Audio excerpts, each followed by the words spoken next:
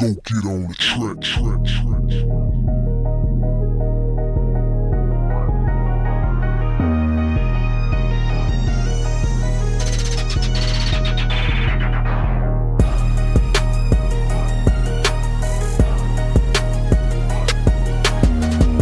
Hello out there, and welcome to Convinced and Confident. My name is Sarah Gilmore, and my co-host is Tamara Bluedorn. And each week we bring to you a message of an inspiring person or another message from us that will help you on your journey of self-discovery. And Tamara, will you introduce our guest today? Would love to. Today, our guest is Shawn Daniels. He has a Bachelor's of Arts in Music with a concentration in voice pedagogy in 1993. He's a certified member of the Sarasota Academy of Christian Counseling since 2013. He also became an ordained minister of the gospel ministry back in 2017. His professional title is a certified financial counselor. His interest in health and fitness awakened in him in hopes to overcome type 2 diabetes and obesity and to assist others in helping them to live and embrace a healthier lifestyle. So now, Shawn, how are you? I'm well. Thanks for having me today. Thanks for joining us. I think first we would like to start with how long or when were you diagnosed with diabetes? 1989. Oh, wow. Okay. Yeah. So what was your feeling or what did you think at the moment when you heard from the doctor that you're now diagnosed with diabetes? Well, it was an immediate breakdown for me. The denial piece, of course, and just having to process the news. I had been doing some research about it because I just felt like I had some of the symptoms, and I just went just to make sure if my hunch was right, and it was. And so there was a lot of acceptance that I had to do, but realizing that something had to be done as well. Okay, now for those folks who don't know what diabetes is, I'm going to tell you what that is. It is a chronic condition in which you have a high levels of glucose that is found in your blood. What happens is when your pancreas can't neutralize that glucose properly, that's when you get high levels of glucose reading and they diagnose you with high blood sugars. And today we're talking about the type 2 diabetic, which is normally diagnosed in later adulthood. So how old were you, Shawn, when you first found out? I was 18. Oh, wow. I was 18. Well, I couldn't believe it. I'd seen you a couple of years back, and you were kind of like many of us, a little on the heavy side, as we say, and I'm saying it nicely. And you knew then, of course, that you had type 2 diabetes. When I saw you a few weeks ago, I could not believe my eyes. What did you do? You look wonderful and you look healthy. What did you do? Well, it was kind of like, I look at it, I call it either pings or flashes of revelation just to show me what I needed to do. Because I felt like it was, the way I defined it, it was some type of code breaker that was going to be out there to help me to overcome this thing. And it was a gradual process. So I gave myself about 3 years. Each year, different revelation would come to me about certain foods to eliminate or reduce the intake on, and certain foods to add to my diet. And so I would just follow, what I felt. I would do the research to see what the health benefits of what I was going to start eating, and saw, okay, well, this is going to help me. And then, of course, I had a registered nurse, who had given me a glycemic index to go by. I had another older lady, she was a vegan, to help me with different diet selections and what have you. So the information and the education was there for me. So it was just up to me to use the tools and just start the process. Were you on medications, for example, insulin? Were you on insulin for type 2? Yes, ma'am. I was doing the insulin injection at one time, it was like 3 times a day, once before every meal. Then, of course, that got down, and then I had with that on top of the metformin and what have you. So I'm like, well, this is just too much. And I was just determined that I just wanted to be rid of it altogether, because with type 2 diabetes, it can be controlled with diet and exercise. Okay, what do you think was too much with the medications? Just the having to do it every day, or the insulin, watching the scale on that? What was too much of a problem for you that made you want to continue to make a change? The dependency of it is just, Okay. I just had a problem just feeling like that this is going to be what I'm having to depend on the rest of my life. And I'm like, I just felt like it was another way. And I was Okay. just convinced it had to be something different. And I was just willing to do what I needed to do. So that's how I got started with that. Okay, my next question I was thinking is, you said that each year you just kept looking at which foods to eliminate and that kind of thing. What were some of those foods that you started with to eliminate out of your diet? Well, a lot of it came with a lot of starch.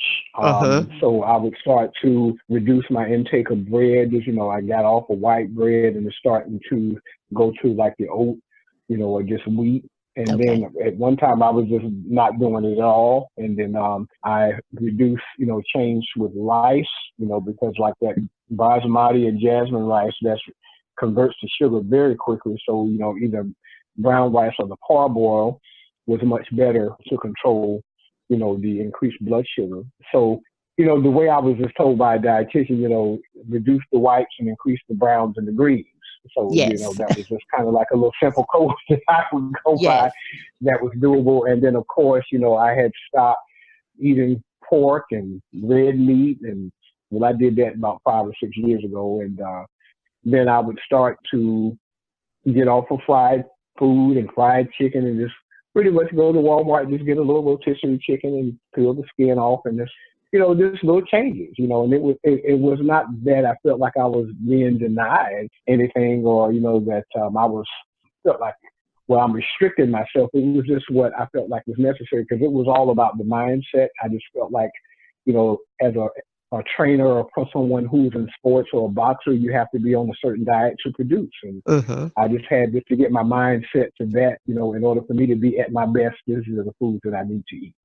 That's excellent. Is there anything you can tell the audience, anything they need to do that will help them to get the right mindset to do it? Because I know that's the hardest part, is getting your head ready to do this kind of changing of your lifestyle, because that's what it is, isn't it? A lifestyle change. Is there one little nugget that you would say to somebody out there who wants to make that change? Well, I'm like a word person. I can hear something said to me in a certain way, and it's like my light bulb that switch would just go on the inside of me. I heard a dietitian tell me years ago, she said, well, we're not going to talk about what you can't eat because you've heard that enough. Let's talk about what you can eat and then stick to that list. You have to renew your mind every day. So it's just like, okay, well, now that I have it in my brain or what's on my list to eat, I stick with my list. If I'm at a restaurant, I've already did my research. Let me go online and see what they have. I'm quite sure they're going to have a good salad or something that I can be able to eat that's going to be on my list and not feel that I'm being left out or deprived. It's a discipline. That's the whole thing of it is your willingness to discipline yourself every day, to say what I am going to do and what I'm not going to do and just stick with it. Well, I tell you what, I have really seen a change. Can I ask you how many pounds you've lost? I have lost over 90 pounds in the last 2.5 years. Within the last 2.5 years, it's been a total of about 90 pounds. And what set it off, through my employer, they would always have this health and wellness assessment every year to get your discount for your health insurance. And so they would group us all together to come and get the blood work and get to step on the scale in front of everybody. I'm like, oh my gosh. So I said, so after the first time, I'm like, okay, next year, we're going to have a different story. Now, though I met the metric and got my discount, but, I would start to look at the nurses that would come and do the health assessment, and they would say, well, Shawn, you have made so much progress from the year before. So it was just like, that was a motivation, because 12 months can go by real quick, and the willingness to be able to stick to it, to say, well, we're not going to have the same result from the year before. So it just keeps me in the mindset of always setting higher goals, just to keep myself motivated, just to say, well, if I did that, then I can do this. I like it because I do think it takes a commitment, and you have to commit to yourself every day, over and over again, to continue the journey of the lifestyle. Yes. What I was thinking is, how long did it take you to really see a difference when you begin making the changes? See the difference in your health? I would say it's been about 2 years and 8 months, because I started to see, once I changed the diet and added the regimen of exercise, Okay. Then I started to see increases in my energy. As Sir Isaac Newton said, a body in motion stays in motion. So I would always just be in motion. My mind would be, okay, well, if I'm not doing anything but raking the yard, let me do something just to get the movement. Because your body, has like a memory within itself. It's like a muscle memory. And it just, when I would sit too long, I start twitching and it's like, okay, well, it's time to get up and do something. So I started to really notice it like after that first year, going through that first 12-month cycle. So it's like, okay, well, the structure and the foundation is put in place. Now it's becoming a routine because it took that first 12 months when I started to see the difference. And then, because you'll look at yourself and still say, well, I'm still fat. But that one day I just looked and I said, you know what? I see two different people now. Mm-hmm. And once I saw that, I'm like, okay, I'm on the right track. Absolutely. So that's how I did. Now, what kind of exercises do you do or participate in? Well, pretty much I do between 60 and 90 minutes of, mainly cardio. I have like little weight that I do at home. Okay. But, this is say toned up, but mostly I have to get the cardio done. So if I'm outside on the track, I'll go 90 minutes to get, usually within that time, I can get about 7 miles done. Okay. And then, if I'm on the gym, I'll get on the treadmill. I'll do like 65 minutes and I'll just jog the whole time. And it's in phases. You have to do what your body feels. And, but the mindset is just stay in motion. So, if you feel like you're getting tired, back off. Don't do as much to keep moving. So once you start feeling that little boost of adrenaline kick back in, then you just pick back up. So, absolutely. But the whole point is you have to tell yourself, we're going to move from now until we get done. And I have to talk myself through this every time I do it. If you ask me, well, does it get easy? Not really. It's just because I know I have to do what I'm going to do. I love it. I love it. That's what I was going to ask. If you were going to tell someone else how to do what you've done, how to help control your type 2 diabetes, how to lose the weight, would you tell them to do the diet first, then the exercise, or would you tell them to do it at the same time? How would you tell someone? What would step one be, in other words? Well, I have to basically have to have that one-on-one with the person so I can kind of get a feel, of their lifestyle. But I would always say the diet first because food prep is going to be the most important. I, make my shopping list because it's going to be mainly produce and, all my other things that I have to have that I know that I eat, and I just prep my meals, so I know what's in it. And when you're traveling, I'll take me, if you want to say my little picnic basket, if I'm going on a trip someplace, I usually have my little food that I'm going to eat and what have you. So, and even if we're going to a restaurant, then I pretty much got my little backup fuel so that I know I'm going to get it in what I need to have. So a lot of it with that diet is going to be your willingness to do your food prep, just to make sure that you're sticking to that diet regimen. And then once that diet becomes a behavior, then we want to start adding the exercise piece in. I would start by saying, well, let's just do at least 30 minutes. Let's do like a little brisk walk because you may, be dealing with people who might be really obese or something like this. And you don't want to try to push them beyond what they're ready to do. But that coaching piece is going to be very helpful, have an accountability partner, have that support group or someone that you can talk to that's gone through what you've gone through. And, then that way you'll speak the same language so that way that the energy or synergy will kind of like combine, that now they're becoming motivated because you're going to help them stay motivated. So do you coach people when it comes to their health? Yes, I do. I really do because a lot of times here lately they've been finding me. So pretty much I'm kind of like their little lone person, but here lately, I've been having people stop me in the gym, stop me on the track, and asking me what I'm doing. I'm not thinking people are paying attention to me that way. So I'll have that conversation with them. And usually it's amazing, but, usually you'll get more than what you asked for because it's usually something that triggered the whole thing. and usually it's some type of traumatic experience. A lot of times, Absolutely. like I tell people, I don't know who came up with this comfort food thing. I said that was such a trick of the enemy. Definitely. I said, so everything that says comfort equals fat to me. So Yes. I'm like, okay, we need to change this conversation. Yes. So it's like how they would say, the law of reciprocity. Whatever you put out comes back to you. Yes. So if you're releasing that type of energy, it will come back. Now it's just like I'll go to different places. It's almost kind of like you have that kin with people that they know who you are. You're being identified without even saying a word, and they'll just come to you and notice what you're doing, and then they'll share their story, and you'll share yours, and it becomes a motivation. And then next thing you know, you have a group, that's going on. Excellent. Yeah, and I think it's very powerful in a group when people are authentic and each other tell their stories, because you never know what piece will motivate or get that person moving or going. So I believe in that. Exactly. And that leads to the next question. Tell me, what has this done for your self-confidence, Shawn? Oh my God. Just yesterday, a friend of mine sent me a picture of myself in 1992. We were in undergraduate school and we were roommates, and he sent me a picture of myself about 5:30 in the morning. And I sat up and looked at that picture, and I am like, oh my gosh. I said, who is this person?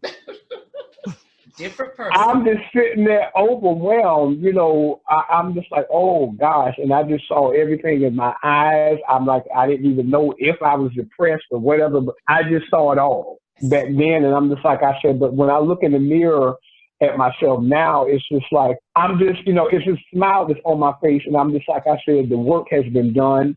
And I'm like, and I've accepted the fact that this is going to be something that I'm going to be doing the rest of my life. I don't look at cheat days. This is something every day I'm inspired. Every time I wake up, I'm like, okay, I'm out here to serve humanity in this way. So my focus now is to get the word out. I'm the messenger. So I'm going to get this word out to those ones who want to hear it, to be able just to do what we're doing, just to create this dialogue, to have the discussion, to let the world know there is another way. And again, one of the other things I've adopted now as a philosophy is that I just eat the appetizer. I don't eat, just to overdo it. I just eat the appetizer. That's all I do. How many meals a day do you do? Would you say, sometimes I know it's been recommended that you do 6 or 5 or so. I've heard it that way. Is that how you do it, or do you do your regular 3 meals a day with healthy snacks? Well, you know what? To tell the truth, I just do it when I'm hungry. I'll do the little mini meal. Okay. Now, some people would have to do this square 3 meals a day, but me, with those 3 meals a day, that came like with rules to it. To me, it's feel like you just had to have so much food because this is breakfast. I'm supposed to eat this, and I'm like, okay, well, I just might feel like, just drinking a smoothie, and I'm good. So when I get hungry, then I'll go back and have my bowl of oatmeal. So it's just based upon what I feel like eating at that point. But in my mind, whatever I'm intaking, the exertion is going to have to be 2 times of that what I put in. So that's just. I agree, because when I do my meals, often I won't, I don't stick with the traditional what we have to eat for breakfast. I sometimes like eating salads for breakfast, or some black beans, and I've stirred it in some onions and put some, some flavor to it, and I'm happy with it. I'm like, you don't have to, and people look at me. I'm like, you don't have to have all those things for your breakfast. Exactly. Yes, it's getting you away from the norm, and again, I tell people, because when you tell people what they can't do, it's like they want to do it more. Yeah. So I'm like, okay, well, if you want to have that 7-layer chocolate cake, cool, but just be willing to burn it back off is what I'm saying. My barber was telling me, well, actually my doctor was telling me that the swimmer Michael Phelps, he would eat like 8 large pizzas a day. But he would be in the swimming pool 8 hours working out. So this is felt and thin as I don't know what. He was just burning everything back off. So, but of course, dealing with type 2 diabetes, you have to understand what the triggers are, what's going to raise the blood sugar. And, because I learned through the nurses that, your liver wants to have more bitter put into it in order for it to create the bile to break down. So that's the whole key.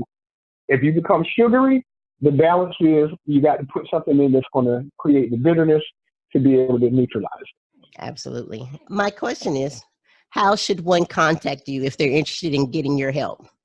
Okay, I am on Facebook under my first and last name, and you can reach me on my cell phone. And again, my number is 910-583-9367. And then I'm on Instagram as well, 910-583-9367. Okay. And Instagram as well? Instagram, I think I'm under Shawn Daniels 7975. I have to check that to be sure. Okay. I think that's what it is. And on Facebook, you're as? Shawn Daniels. Shawn Daniels. Spelled S-H-A-W-N. W-N. Mm-hmm. Shawn Daniels. Thank you. I know the Yes, audience ma'am. will appreciate that. One last question. What makes Shawn Daniels so convinced and confident? What makes you so convinced and confident, Shawn Daniels? Evidence. When you see the evidence manifest before you, then now it's like I'm not turning back. No one can change my mind because I see the evidence as proof before me. So as revelation came, I followed the instruction as to what to do until the manifestation came. So then now that created that little solidarity with that. Now I know what faith is, how it works. It's a revelation of whatever the answer that you need. When I open up that portal, it's only going to be for a moment. Receive it. If you don't understand it, ask for the instruction. When you get it, do it until you witness the manifestation. When you do that, then you will not go back. I'm convinced of that. So that's what motivates me. Thank you so much, Shawn, for your information that you shared with all of us today. And those are the kinds of things that keep us convinced and confident. Thank you for joining us today. That was our podcast. And if you've enjoyed it, please subscribe to us at Convinced and Confident on Apple Podcasts. Thank you.